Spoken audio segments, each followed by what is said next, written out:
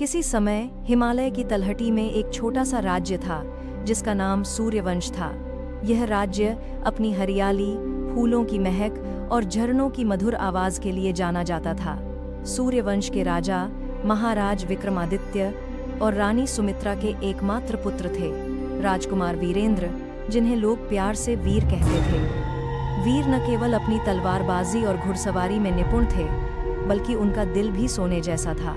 वह प्रजा के दुख दर्द को समझते थे और हमेशा उनकी मदद के लिए तैयार रहते थे। लेकिन वीर का मन हमेशा एक अजीब सी बेचैनी से भरा रहता था।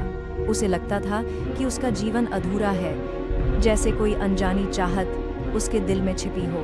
एक रात जब चांद पूर्णिमा की शोभा में नहाया हुआ था, वीर अपने महल की सबसे ऊंची मीनार पर खड़े होकर जंगल की ओर देख रहे थे। जंगल में एक रहस्यमयी रोशनी चमक रही थी, जो कभी धीमी पड़ती तो कभी तेज हो जाती। यह रोशनी वीर को अपनी ओर खींच रही थी, जैसे कोई उसे पुकार रहा हो। उसने अपने विश्वास पात्र घोड़े श्यामकर्ण को तैयार किया और बिना किसी को बताए जंगल की ओर निकल पड़ा। जंगल घना था और रात की सन्नाटे में केवल झींगुरों की आवाज और पत्तियों की सरसराहट सुनाई दे रही थी। वीर ने उस रोशनी का पीछा किया, जो उसे एक झील के किनारे ले गई। यह झील इतनी साफ थी कि उसमें चांद और तारे झिलमिलाते दिख रहे थे। झील के बीचों बीच एक छोटा सा टापू था और उस पर एक चमकता हुआ कमल खिला था। लेकिन जो दृश्य वीर की आंखों के सामने था, उसने उसे स्तब्ध कर दिया। कमल के पास एक सुंदर कन्या खड़ी थी, जिसके पीछे चांदनी जैसे पंख चमक रहे थे। उसके लंबे रेशमी बाल हवा में लहरा रहे थे और उसकी आंखें तारों की तरह चमक रही थीं। वह एक परी थी, जिसका नाम था चंद्रिका। चंद्रिका एक मधुर गीत गा रही थी और उसकी आवाज़ इतनी सुरीली थी कि जंगल के जानवर भी चुपचाप उसे सुन रहे थे। वीर का दिल धड़कने लगा। उसने कभी इतनी खूबसूरत और जादुई प्राणी नहीं देखा था। वीर ने हिम्मत जुटाई और धीरे से बोला, हे सुंदर कन्या, तुम कौन हो और इस सुनसान जंगल में इस रात को क्या कर रही हो? चंद्रिका चौंक गई और उसने अपने पंख समेट लिए। उसकी आंखों में एक पल के लिए भय झलका, लेकिन वीर की सौम्य मुस्कान देखकर वह शांत हो गई। उसने कहा, मैं चंद्रिका हूँ, इस जंगल की एक परी, लेकिन मैं यहाँ अपनी मर्जी से नहीं हूँ। एक श्राप ने मुझे इस झील के पास बांध रखा है। वीर ने उत्सुकता से पूछा, कैसा श्राप और इसे तोड़ने का कोई उपाय है? चंद्रिका ने एक गहरी सांस ली और अपनी कहानी सुनाई। कई साल पहले मैंने एक शक्तिशाली जादूगर कालदास का अपमान कर दिया था। मैंने उसका जादू तोड़कर जंगल के कई प्राणियों को बचाया था। क्रोध में आकर कालदास ने मुझे श्राप दिया कि मैं हर रात इस झील के पास आऊंगी और दिन में एक साधारण पक्षी बन जाऊंगी। यह श्राप तभी टूटेगा जब कोई सच्चे दिल से मुझसे बीचने को बीज किया था। मैंने उन्होंने के साथ हर रात को बाध हो गया और सभी ने तभी बीचने को बाध हो गया। जमका लिया जादू प्यार करेगा और मेरे लिए अपनी सबसे कीमती चीज का त्याग करेगा। वीर का दिल द्रवित हो गया। उसने कहा, चंद्रिका, मैं तुम्हें इस श्राप से मुक्त कराऊंगा। मुझे नहीं पता कि मैं वह सच्चा प्यार हूँ या नहीं, लेकिन मैं तुम्हारी मदद जरूर करूंगा। चंद्रिका ने मुस्कुराकर कहा, तुम्हारा दिल साफ है राजकुमार, लेकिन सावधान रहना, कालदास अब भी इस जंगल में कहीं छिपा है और वह मेरी आज़ादी को कभी स्वीकार नहीं करेगा। उस रात से वीर हर रात उस झील के किनारे आने लगा। वह और चंद्रिका घंटों बातें करते। चंद्रिका उसे जंगल के रहस्य, तारों की कहानियाँ और परियों की दुनिया के बारे में बताती। वीर उसे अपने बचपन, अपने सपनों और अपने राज्य की कहानियाँ सुनाता। धीरे धीरे दोनों के बीच एक गहरा बंधन बन गया। वीर को एहसास हुआ कि वह चंद्रिका से प्यार करने लगा है। उसकी हर मुस्कान, हर बात और उसकी मासूमियत ने वीर का दिल जीत लिया था। एक रात जब चांद बादलों के पीछे छिपा था, वीर ने चंद्रिका का हाथ थामा और कहा, चंद्रिका, मैं तुमसे सच्चा प्यार करता हूँ। मैं तुम्हें इस श्राप से मुक्त कराऊंगा, चाहे मुझे कुछ भी करना पड़े। चंद्रिका की आंखें नम हो गईं। उसने कहा, वीर, तुम्हारा प्यार मेरे लिए अनमोल है, लेकिन कालदास तुम्हें आसानी से जीतने नहीं देगा। वह तुम्हारी परीक्षा लेगा। और ठीक उसी पल जंगल में एक काली छाया उभरी। कालदास की भयानक हंसी गूंजी। उसने कहा, तो तुम वह नादान राजकुमार हो जो मेरे श्राप को तोड़ना चाहता है। ठीक है, मैं तुम्हें मौका दूंगा, लेकिन इसके लिए तुम्हें 3 परीक्षाएं पास करनी होंगी। अगर तुम असफल हुए तो चंद्रिका हमेशा के लिए मेरे जादू की गुलाम रहेगी और तुम्हारा जीवन भी खतरे में पड़ जाएगा।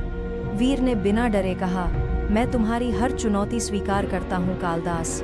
चंद्रिका ने चिंतित होकर वीर का हाथ पकड़ा और कहा, वीर, यह आसान नहीं होगा। कालदास का जादू बहुत शक्तिशाली है। लेकिन वीर ने मुस्कुराकर कहा, जब तक तुम मेरे साथ हो मुझे कोई नहीं हरा सकता। पहली परीक्षा, आग का जंगल। कालदास ने वीर को एक जंगल में भेजा जो आग से घिरा हुआ था। इस जंगल के बीच में एक जादुई फूल था जिसे लाने से ही पहली परीक्षा पूरी हो सकती थी। यह फूल इतना नाजुक था कि अगर आग की एक भी चिंगारी उस पर पड़ती तो वह राख हो जाता। वीर ने श्यामकर्ण पर सवार होकर जंगल में प्रवेश किया। चारों ओर लपटें उठ रही थीं और गर्मी इतनी थी कि पसीना सूखने का नाम नहीं ले रहा था। वीर ने अपनी बुद्धि का उपयोग किया। उसने देखा कि जंगल में एक छोटा सा रास्ता था जहां आग की लपटें कम थीं। उसने अपनी तलवार से पेड़ों की शाखाएं काटीं और एक ढाल बनाई जो उसे आग से बचाए। घंटों की मेहनत के बाद वह उस जादुई फूल तक पहुंचा। फूल इतना खूबसूरत था कि उसकी रोशनी ने आग को भी मात दे दी।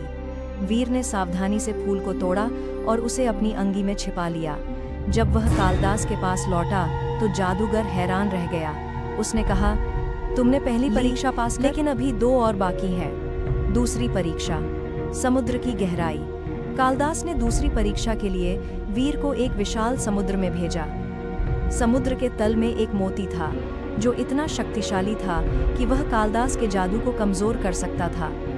लेकिन समुद्र में खतरनाक प्राणी रहते थे और उसकी गहराई में ऑक्सीजन की कमी थी।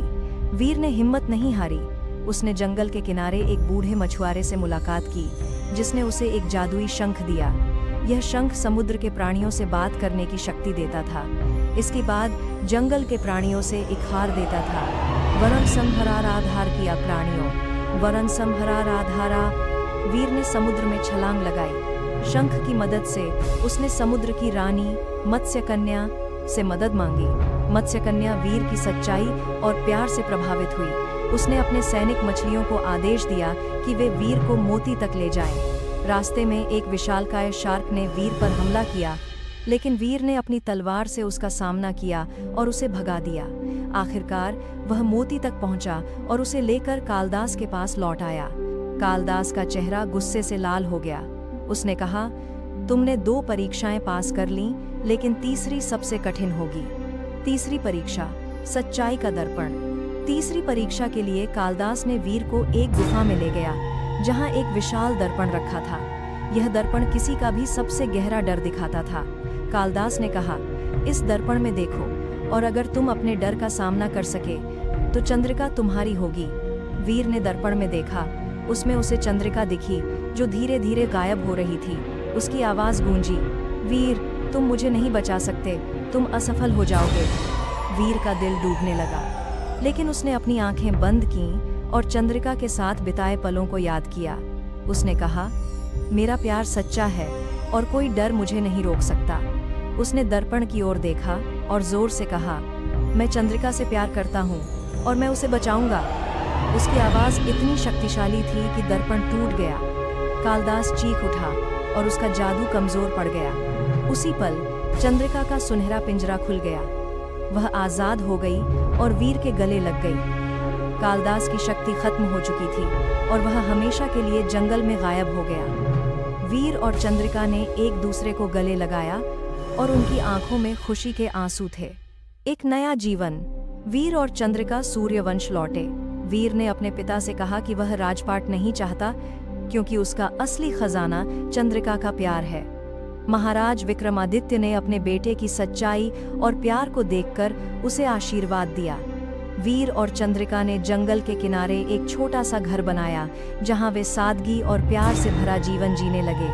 उनकी कहानी सूर्यवंश के हर गांव, हर घर में गाई जाने लगी। लोग कहते थे कि जब भी चांदनी रात में झील के किनारे कोई